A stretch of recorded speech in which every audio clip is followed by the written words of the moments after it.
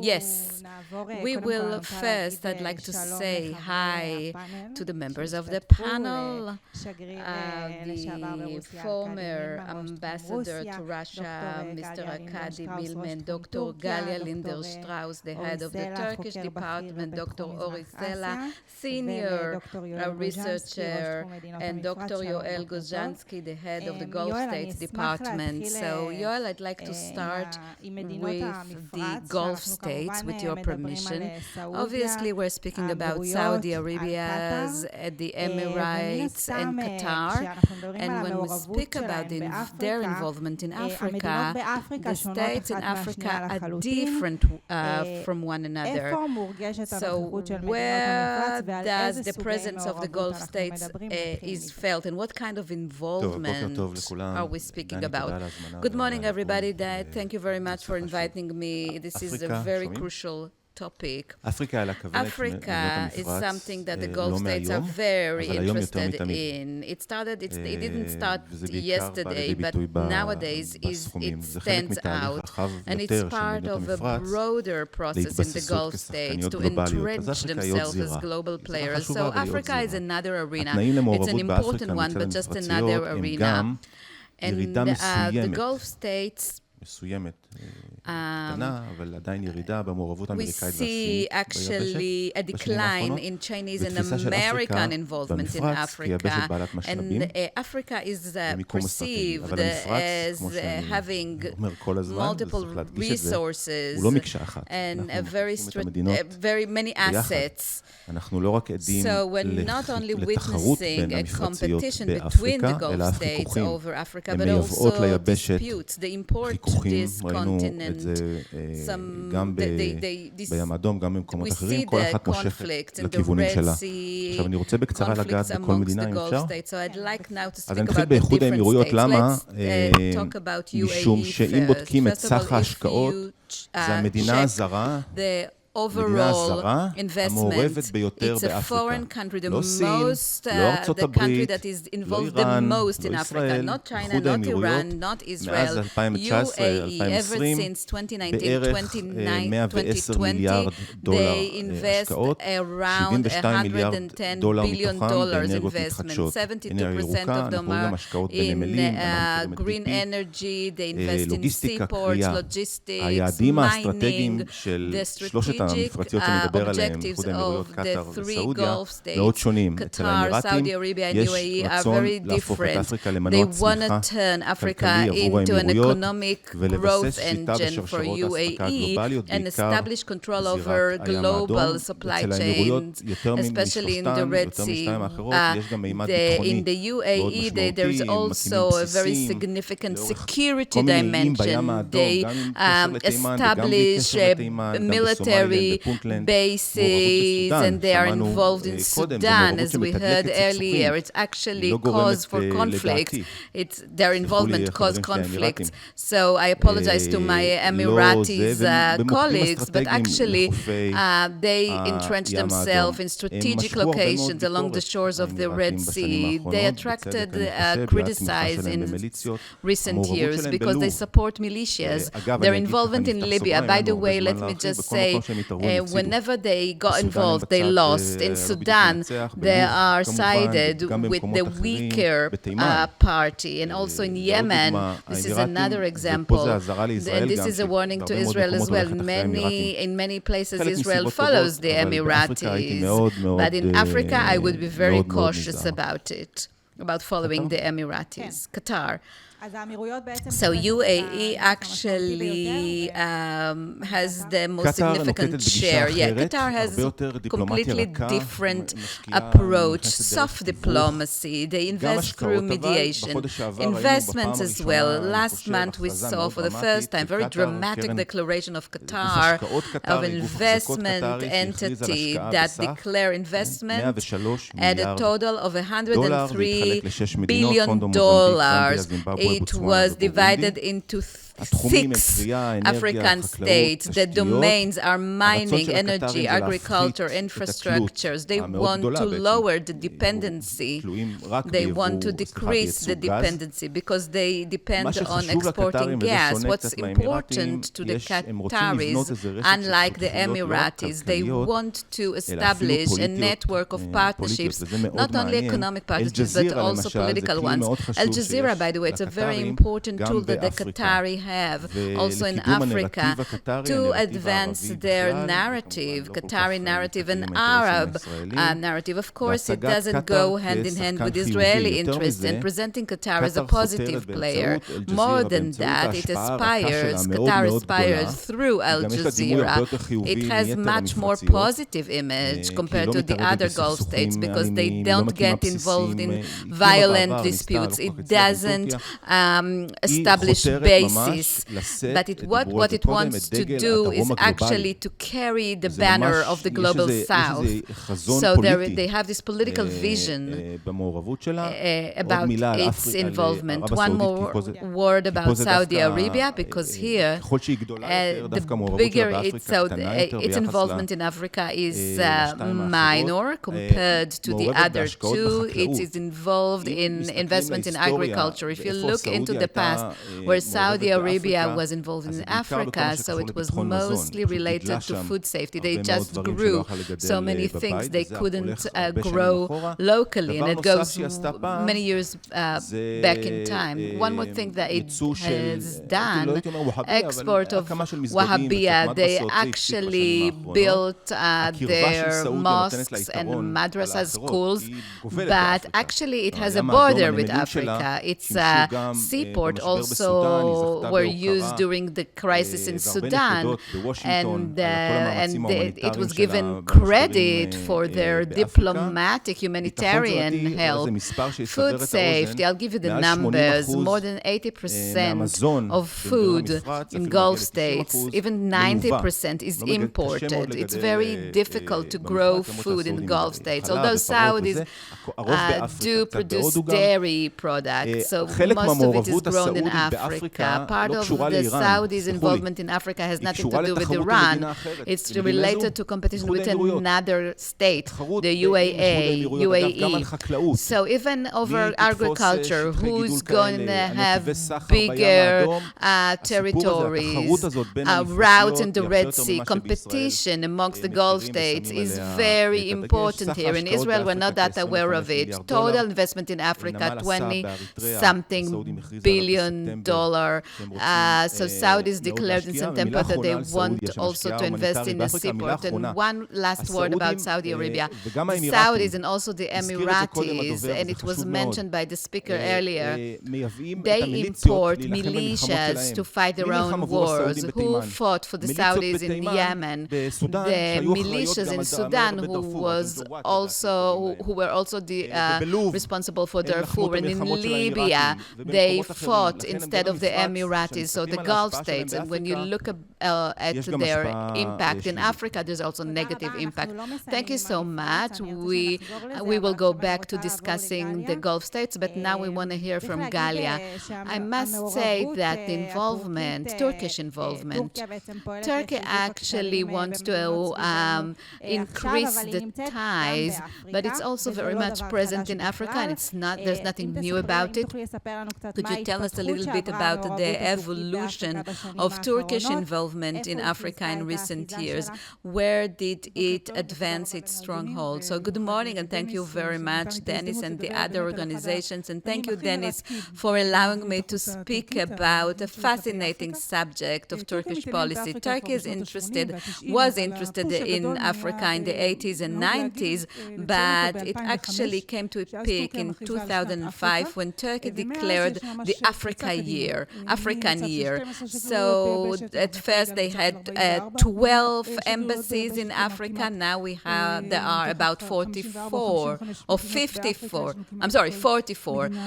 Almost in every state in Africa there is an embassy, and there is also, you can see how it's evident in the economic level. They build hospitals and stadiums and roads, and there is push at the security level. Turkey, as a producer of weapons. It exports to many of the states, not to most of the states, but to a reasonable number of states. They export drones. So it's either you get the drones or your enemy gets drones. So we speak about investment in the education system. We talk about schools in African states. In 25 states, there are Turkish schools, 175 Turkish schools in Africa. They're considered very good schools and a bit cheaper than the other international schools. So actually educate the elites. It's not mandatory to study Turkish in these schools, but it's a potential, and there is attraction. Many scholarships are given to African students that study in Turkey, so they are getting more and more involved at this level. And in addition to that, of course, they are interested in natural resources, and I want to draw your attention to the Somalia, because as far as Turkey is concerned, this is the state that they are most interested in. In mid-2011, Erdogan reached Africa for the first time. For a very long time, Turkey actually opened an embassy in Africa, and Turkey is involved in Somalia. And as we spoke earlier, other states were waiting for stability to start investing there. But Turkey invested to create stability. I want you to bear in mind, when you think about Gaza, for example, Turkey invests to create stability. Turkey opened an important hospital in Somalia. Turkey built the biggest Turkish military bases in Africa. They trained as locals to serve there, and there is an assessment that a third of locals, security officers, were trained by the Turkish. Today there's also a facility, they're building a facility to run missiles experiments in Somalia. So they're actually taking advantage of Somalia for Turkish security needs. So Gallia, what is the challenge there for Israel? Yes, I'd like to speak about that as well. So I would say that Turkey, let me complete the idea about Somalia, and then we'll speak about the other challenges that Israel is facing concerning Turkey. So there is the Turkish basis in Somalia, and also oil drills. So it started as humanitarian involvement, but the Turkish claimed that they found significant gas and oil reserves in Somalia. So obviously this is very significant intervention. So I would say that there are also matters here related to Somaliland that I think that we'll speak about later. There might be a problem here for Israel. And of course, Turkey is running missile experiment in Somalia, which is not a good thing for Israel. Two other levels where Turkey poses challenges for Israel, and you have to think about it. Libya, civil war. Actually, Turkey prevented the success of the local forces, and in return, the government signed an agreement with them over economic waters. It prevents the materialization of the East Med pipe and also the electrical cable between Israel and Cyprus and Greece. We are speaking about disputed waters, and the project cannot advance. South Africa, collaboration, Yoel mentioned it earlier, and Global South. But Turkey really emphasized the rhetorics of the Global South and the fact that the international system is unfair, and Turkey actually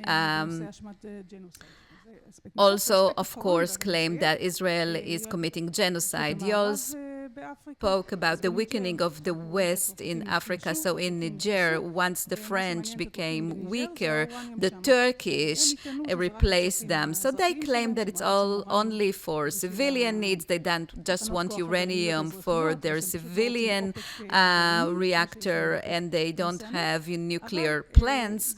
But it's not that encouraging that Turkey is looking for uranium in Africa. Thank you very much, Gallia. Let's continue with the superpowers. Ori would like to speak about China now.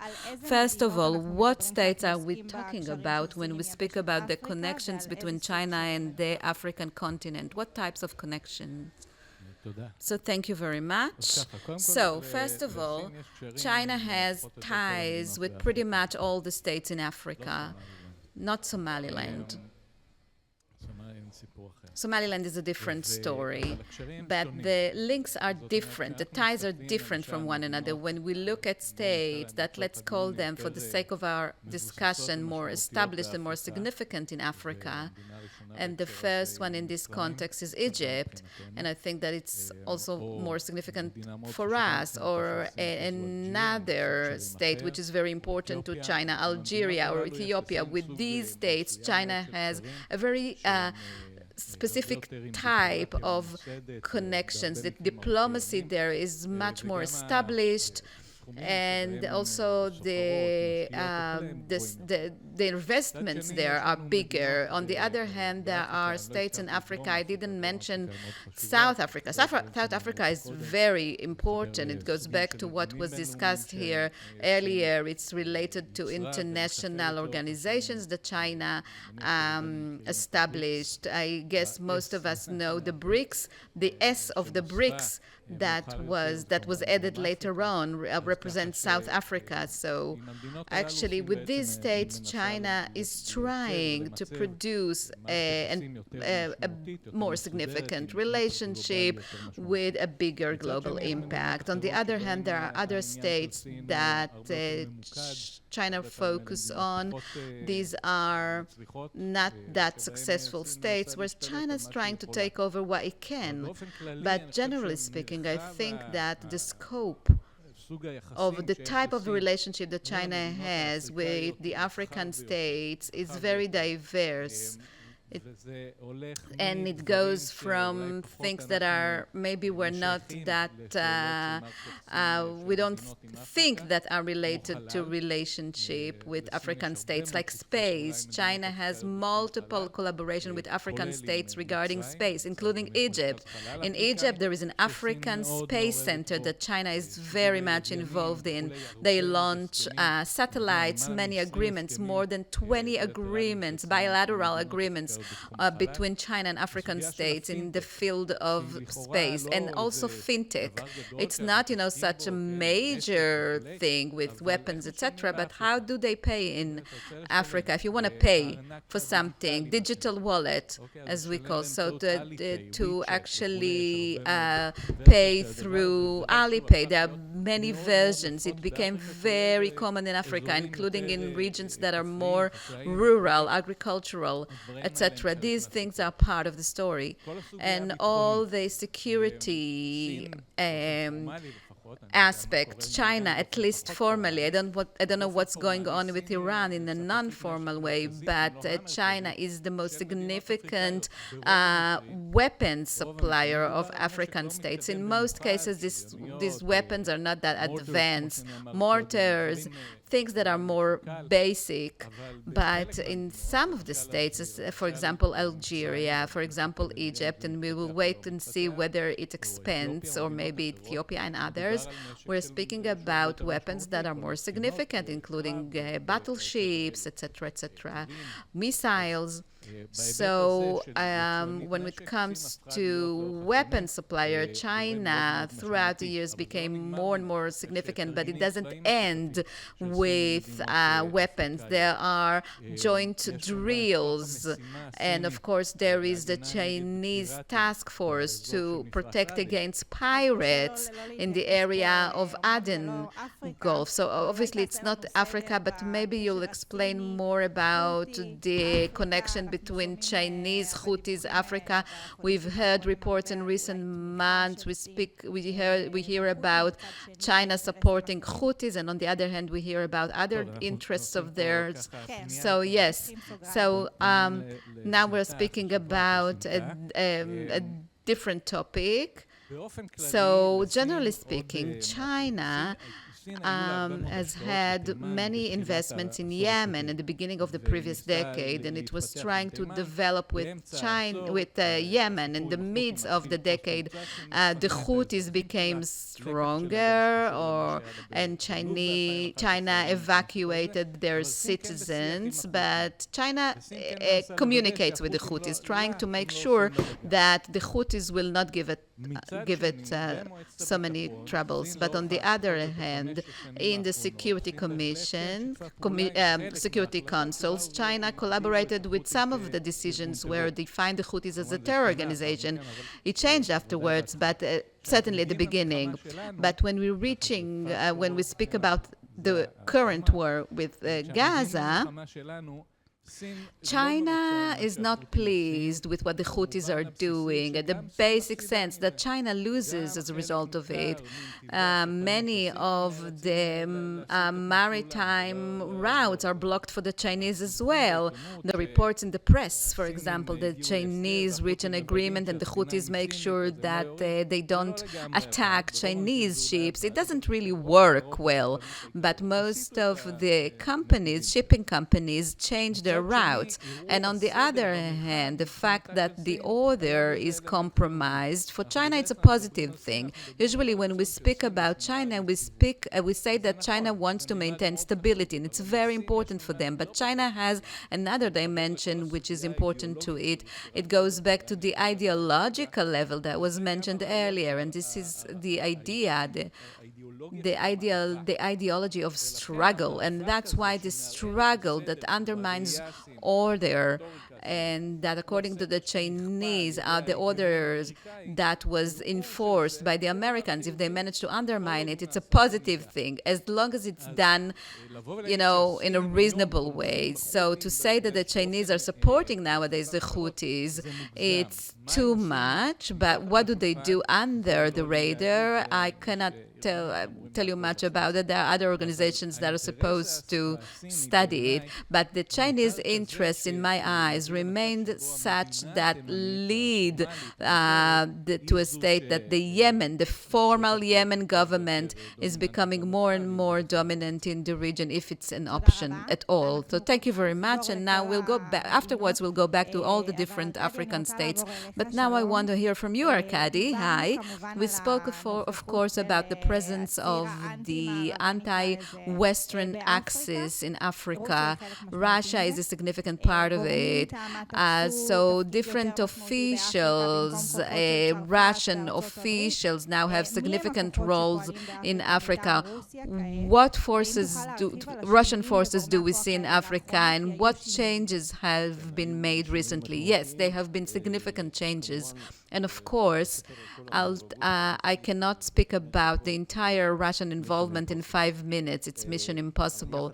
But yet, there was a very significant transition, and I'll speak about recent time, from 2015 till 2025, in the past 10 years, because there was broad entrance or the ties between Russia with Africa advanced. Now the connections are very serious, very significant. And of course, the USSR was very much involved in liberation of Africa from colonialism and the reconstruction of Africa. It happened in the past, but now it's bygones. If we are referring to the past decade, there has been a very significant transition transition. In what way? Everything has changed, and the Russian involvement has changed. It's no longer an ideological thing.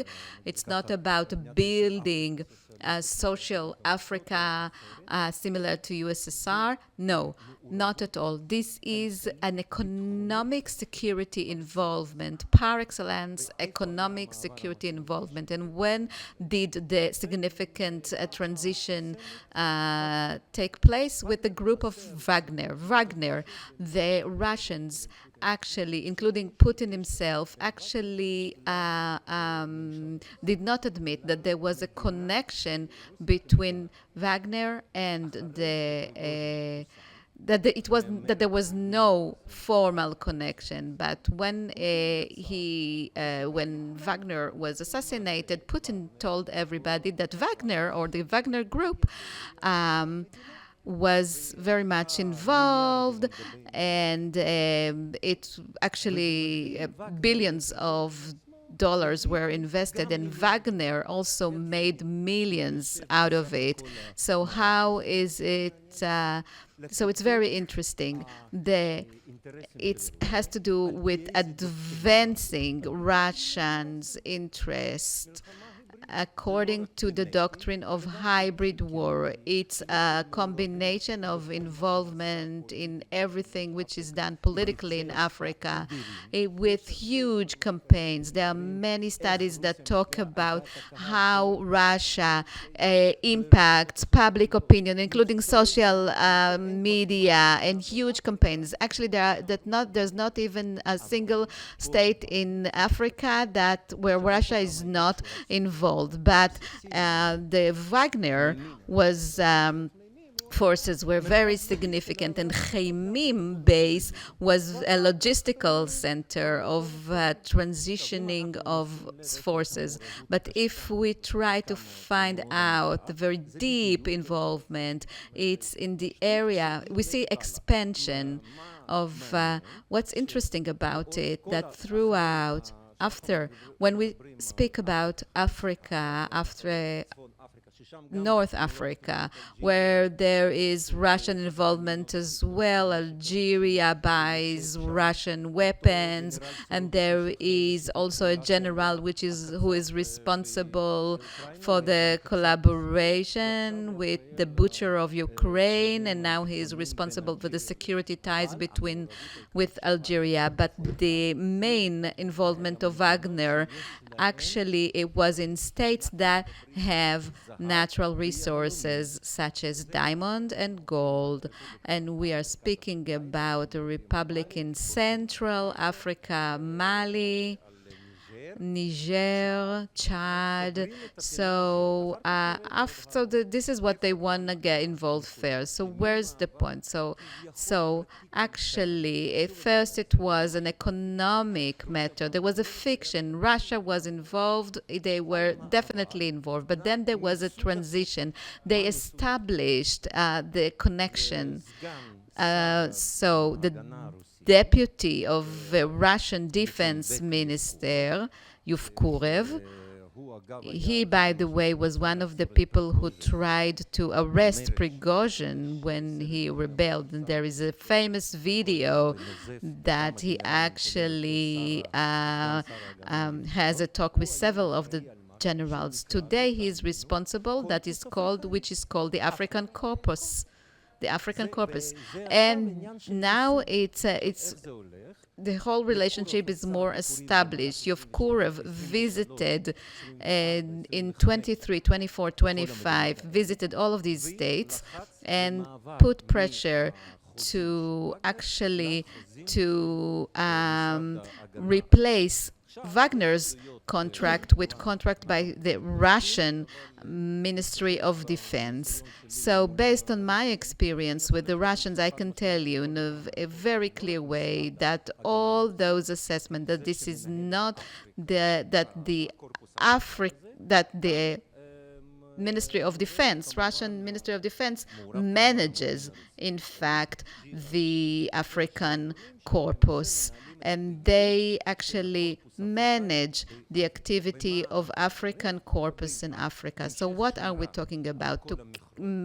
Maintaining or safeguarding all the mines, gold mines, diamond mines, everything that has to do with Sudan, of course. And with Sudan, they also have an economic interest. But there is one interesting thing. At the time of Prigozhin, Wagner's, the African states paid with diamonds and gold, and then Prigozhin sold it not in the free market, because there were sanctions as well in Central Africa. Now the Russians demand cash. They say, we will continue to train your soldiers, we will safeguard the president and the different facilities, but we want cash in return.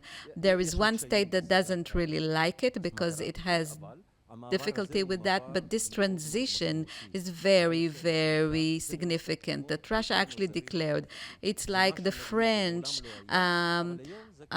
forces, what they did in the past. They're not ashamed of doing that. They have this economic interest. At the time of USSR, they wanted to build the infrastructure and help Africa, but no, not anymore. Now they have very instrumental approach. They want to make money in return for security services and training their military forces, and they want cash, and they also give them military equipment, several types of weapons, vehicles, and there is another state that joined the Russian activity. I checked it earlier with someone who is involved in this matter. So you can see the Russians there. You can see they're very much active there. So you can see the decline towards or the south. Now, one more point, if you allow me. If you think that it's all over, no. So just to give you a hint, who, in your opinion, funds the most significant that provides the most significant funding of the Congress in South Africa? You wouldn't believe. It's an oligarch, a Jewish oligarch, Russian oligarch. Vekselberg, very famous one, under sanctions. He makes donations every year, $10 million to the African Nation Conference. There you go. In order to actually meet economic interest, and he gets an order for the Kremlin to do that. This is just to give you a hint how it's working. Now, what are the relationships? So I would love to know what are the relationship between Russia and the countries they're competing for Africa. So in fact, if we look at and we look in depth, there is no any competition actually, because at that particular point, again, if you look at the recent years, there was a competition on ideology really, but apparently everyone wants to prove that they're correct, but now it's just an economical competition taking over the resources, the natural resources, and where they can, they take over, really. We don't really see some kind of battles or struggles in order to, of course, there are students, African students that travel to Russia, and many of them do, actually, and obviously there is always all of those cultural aspects that our colleagues mentioned here. Of course, it's still in place, but this is not the main dish. The main dish is to take over and to be involved. Look, how is it done, actually? It's done very directly, straightforward, absolutely instrumentally. And why? Because in all of those countries, everything starts with the president or the junta that is controlling, military junta, or people that are really in the center of decision-making.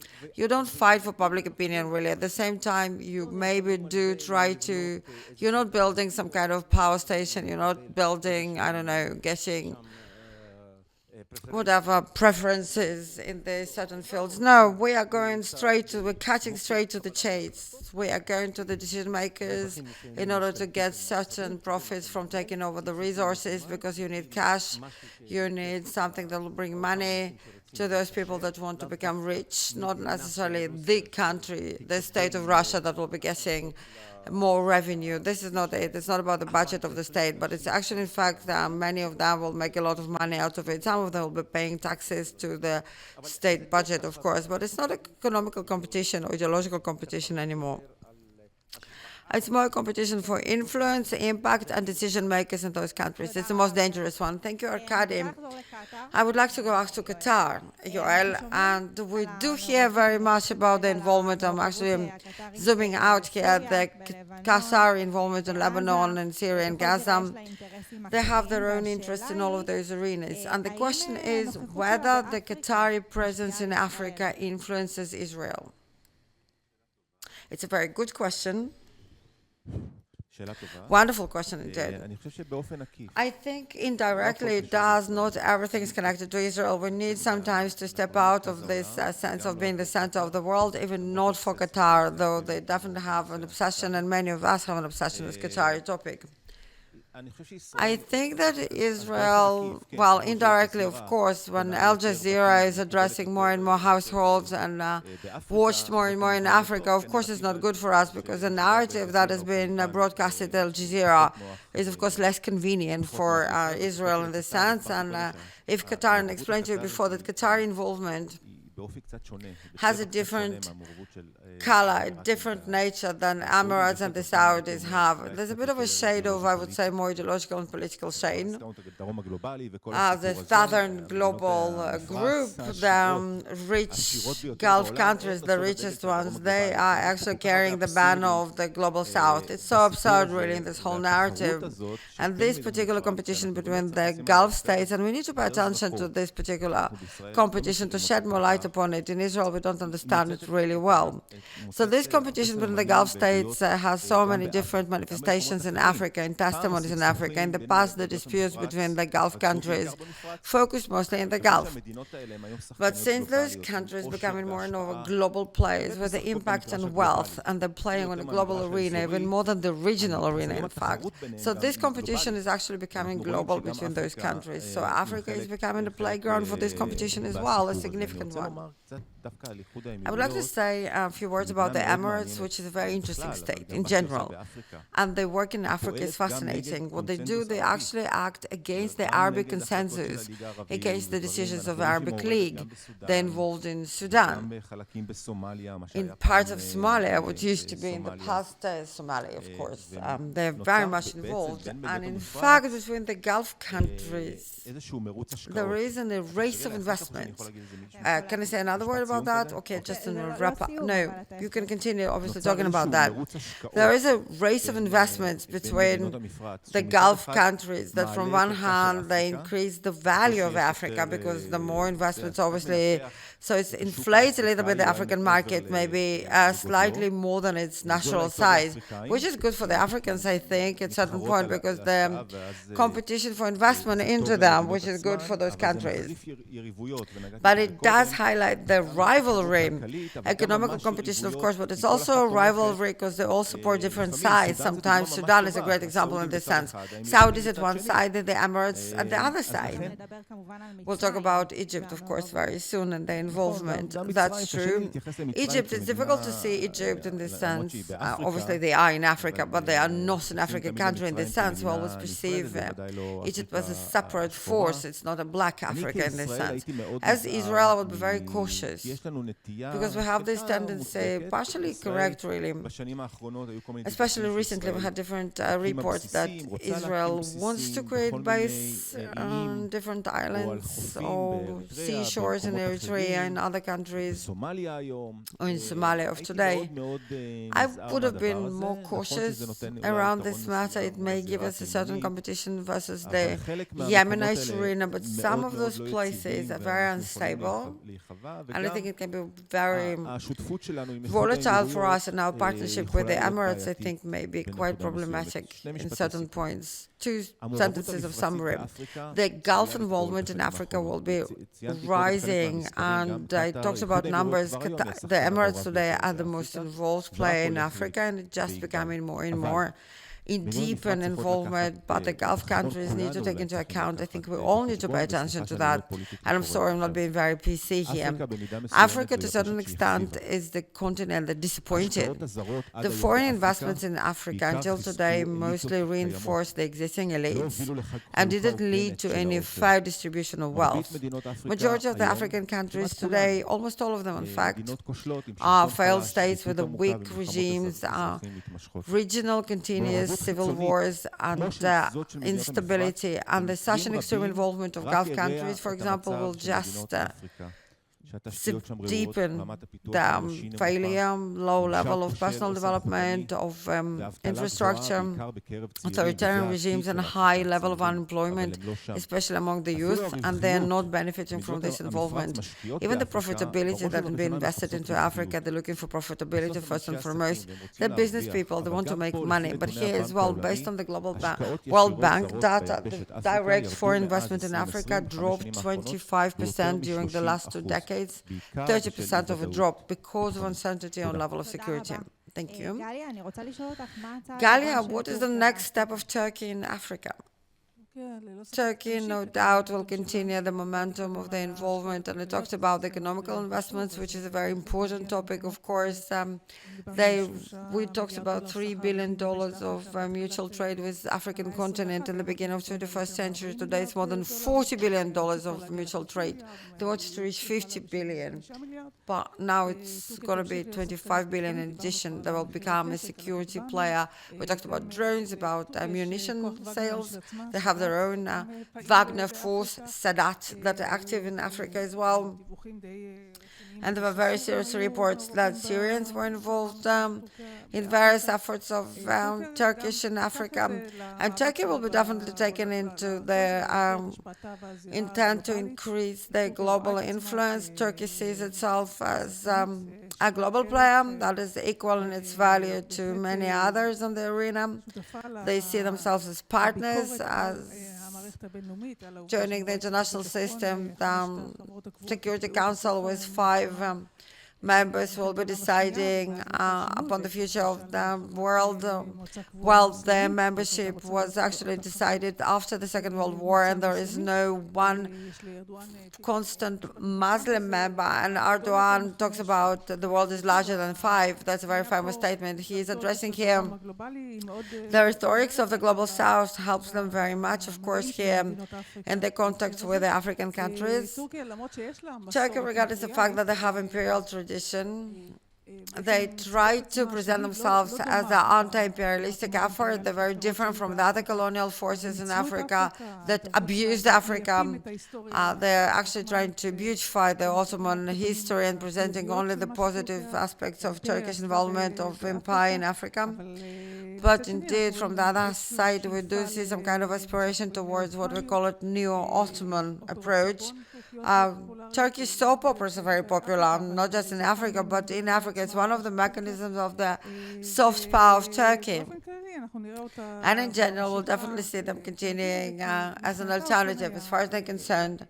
Yoel mentioned here some aspects of financial involvement, but it's a profitable trade for them. It's increasing the trade scope. But the weakness point that Turkey wasn't actually involved in the continent crossing infrastructures. So this is, again, something that is a failure for them. Oh, you mentioned prior the space project of China in Africa. If you can expand a little bit about the project, and obviously a few words about China in Africa. So a few very quick words about the space project, and here as well I actually think Arkady There is a bit of a competition that is emerging during the last decade between China and Russia, because Russia used to be dominant, much more dominant than China in this field of space. And China managed, I would use a very neutral word, to take from the Russians' hands many of the projects that are connected to space in Africa, and in fact become the dominant state when it comes to launches of satellites, building satellites. It's not just satellites, of course, it's all the satellite navigated base system, Chinese one that is becoming more and more relevant in Africa, across the board in fields of space. China is the leading force in Africa at that particular point when it comes to the connections to African states. What I would like to actually present to you as a summary, we talk about interest, very specific interest, but I do think that our spokesperson here, Dr. Abdi started with this issue of ideology. I think we must for a second to highlight this issue of ideological matters, definitely from the Chinese perspective. Obviously, Chinese don't have, in this sense, such a constituted tradition of active involvement in Africa. But there is a certain instance, very specific instance in 5th century when Chinese Admiral Chen Ke arrived to Africa as well. And China is leveraging it today until this very day in connections with Africa, until this very day when there is some kind of connections, conferences, interactions between China and Africa. It all starts with Chen Hai arrived to Africa in order to abuse them and to exploit them as a colonistic factor, and his status in different ports positioned very strategically at that point. Starting from Bandung, a conference in the 50s, which is the conference dedicated to friendship between Africa and Asia, very dominant factor. India was very dominant factor and still is very dominant, but let's put it aside, pardon me, the Indian culture, but the connection is ideological first and foremost. We are here, China and Africa, we are here stepping against the colonialism and Western hegemony. So it's from the 90s, of course. And there is a good reason for that. From the 1991, the Chinese foreign minister, the first international visit every year is into an African state. So this is the rule until this very day, and this is how they start the diplomatic year in China. This is how they start the Chinese civil year on the diplomatic aspects. First and foremost, there is Africa. So the logical aspect here is indeed very powerful, and this particular aspect in the context of connections that I think from Chinese point of view, those connections are not necessarily maybe arrived to the numbers of the Emirates, but the range of the connections are much more expanded if you look at it. They're also quite connected to the Chinese intent to provide a significant influence upon the global order and agenda, and dozens of fingerprints or fingers of the African countries are very important. The leaders of the southern global hemisphere, well, they only have one leader as Chinese concerned, Chinese, and if there is a competition, it will be India and not anyone else. So Qatar, oh my God, thank you, but no, Iran, of course not. That's how Chinese perceive it, so obviously that's the main matter here, I think. And from 2008, I think more or less, when we have the financial crisis on the global level, this is where we start to see all the diagrams of investments and loans involvement of the Chinese are launched towards the skies. They are in the African space because they had this opportunity. And regardless of the fact there was a certain drop because of the COVID, and again, we can see that obviously when we look at the United States in the beginning of 2025, they say, well, enough, USAID, stop it really.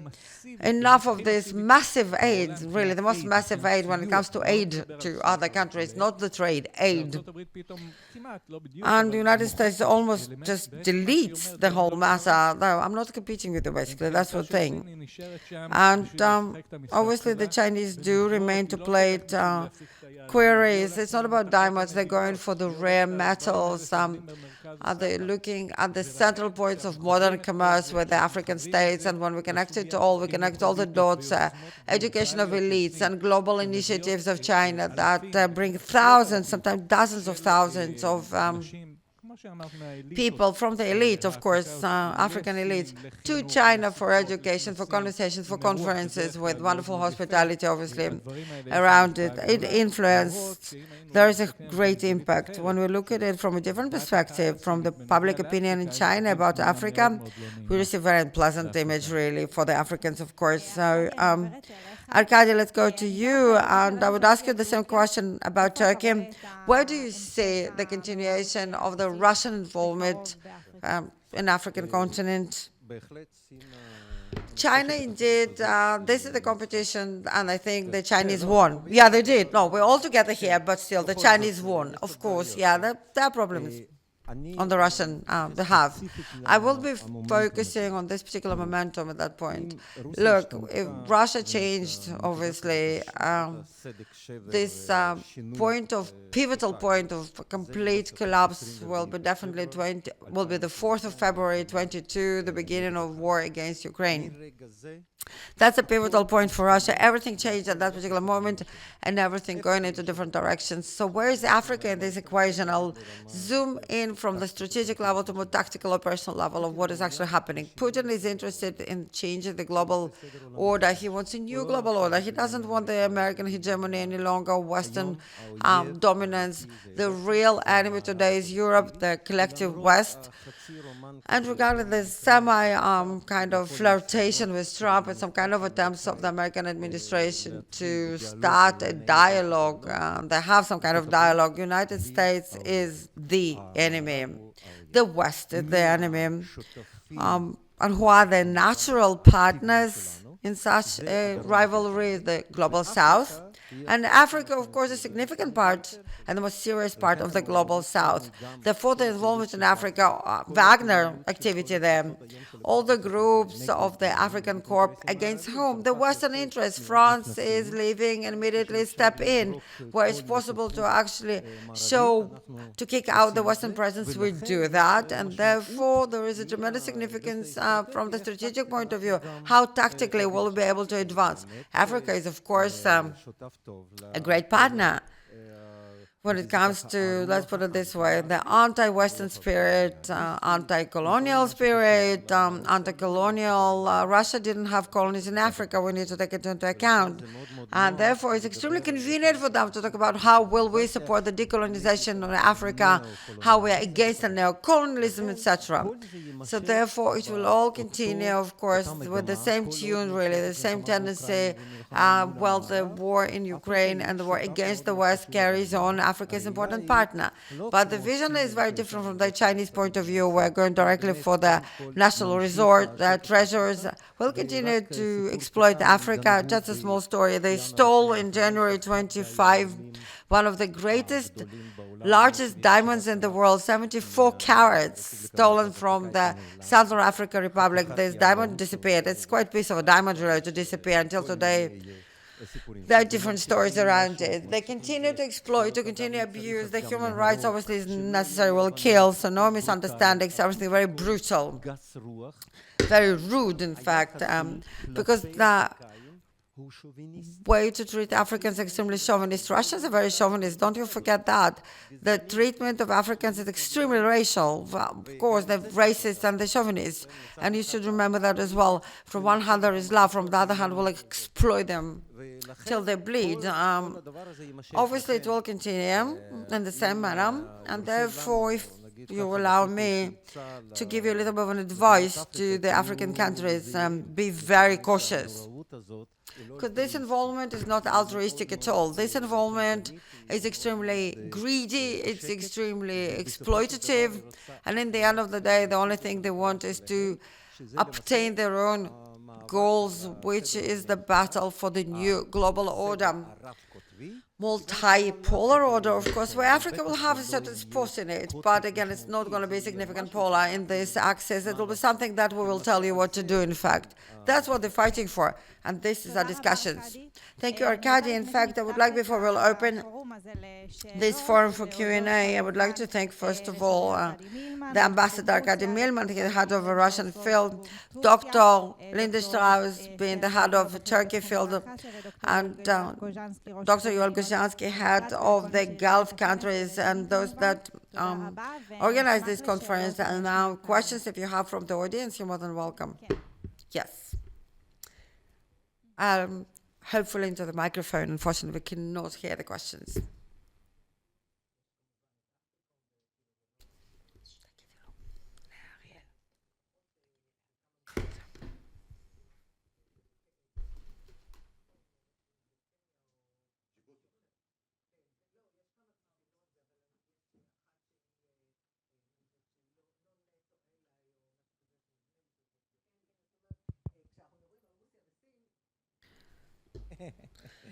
Yeah, so again, we'll talk about Russia and China. It's important to mention the United States, of course, and I think that it's extremely important for Israel in this sense, because in the end of the day, in many of the cases, the way into Africa will be slightly easier when it will be in cooperation with the United States. Absolutely. Yes. I will ask the question in English.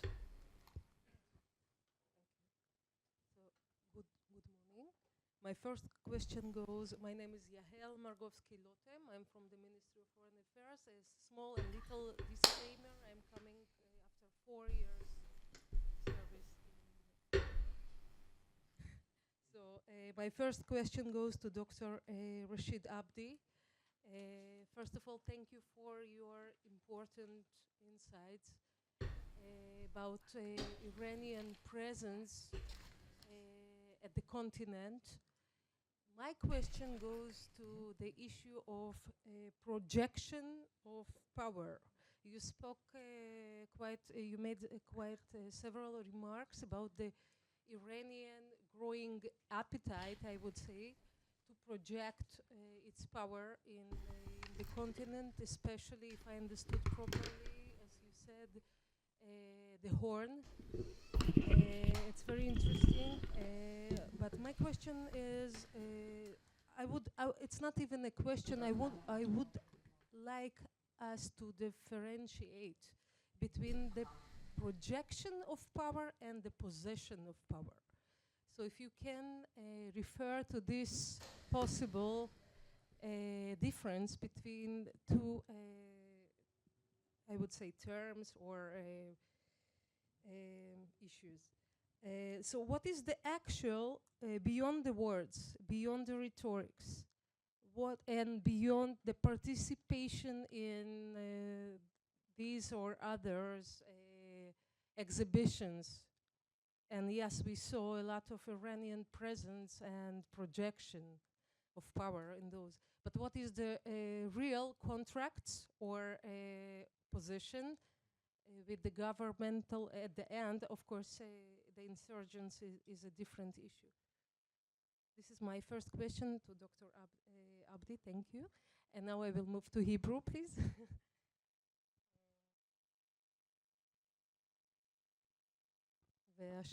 And the second question is to Dr. Yael Guzansky.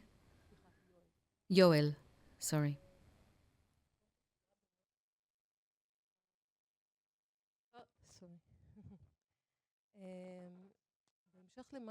So in continuation to what you said, will it be correct to say that the Gulf states in Africa are mostly driven by economic logic?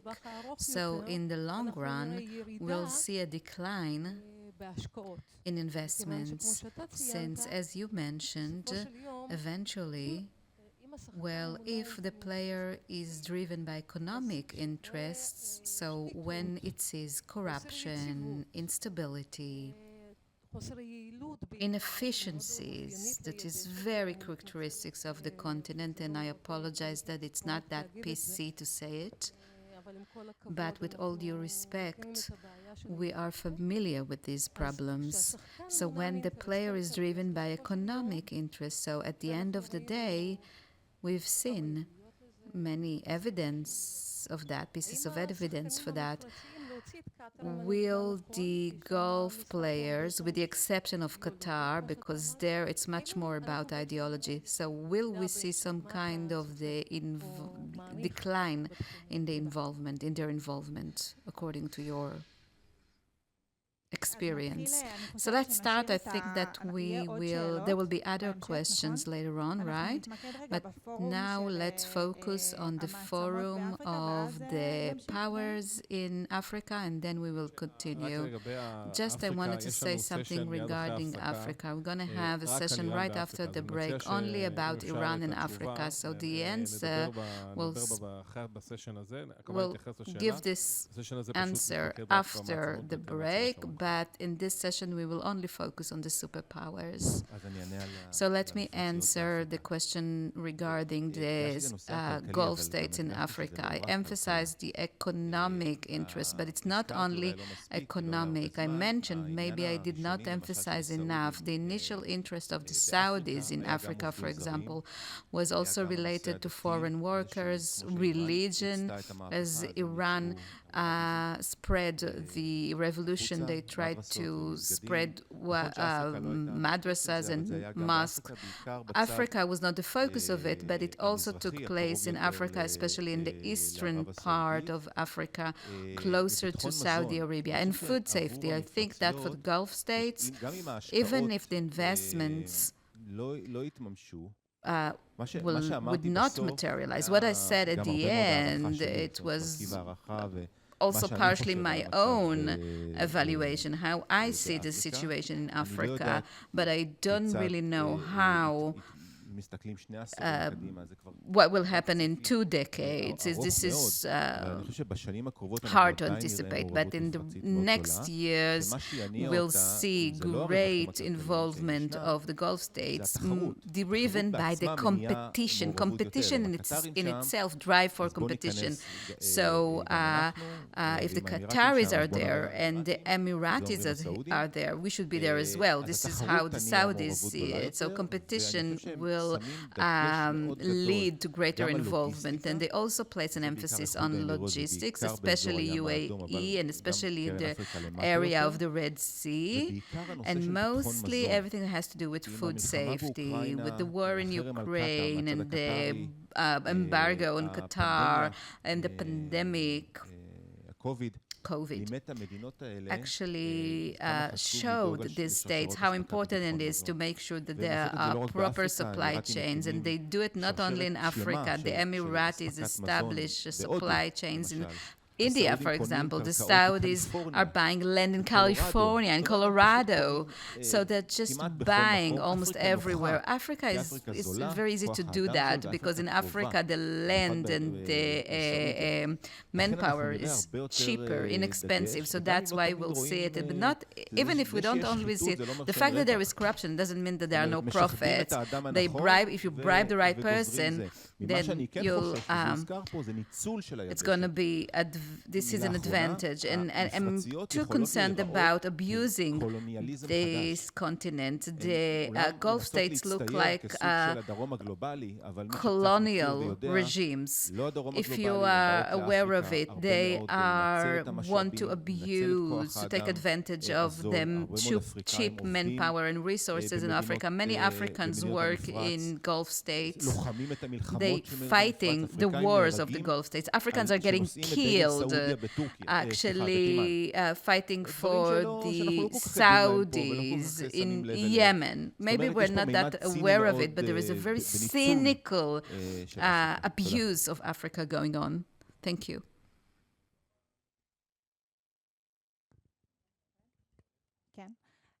So, we will sum up this panel. Thank you so much to all the